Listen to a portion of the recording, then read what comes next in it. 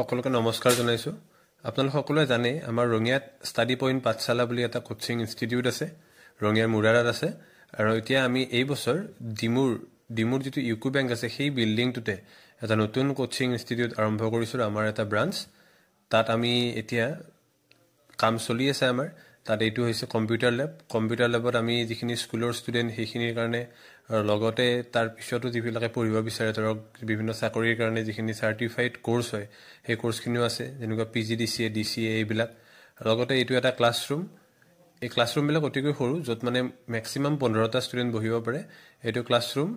আৰু এটা ক্লাছৰুম আছে ওচৰতে আৰু এই ক্লাছৰুমত আমি মানে ক্লাছ কৰিম কোনখিনি ক্লাছ 4 ৰ পৰা 12 লৈকে যিখিনি এনসিআৰটি বুক সিবিএসইৰ সেৱা তাৰ আমি টিউশন বিলাক কৰাম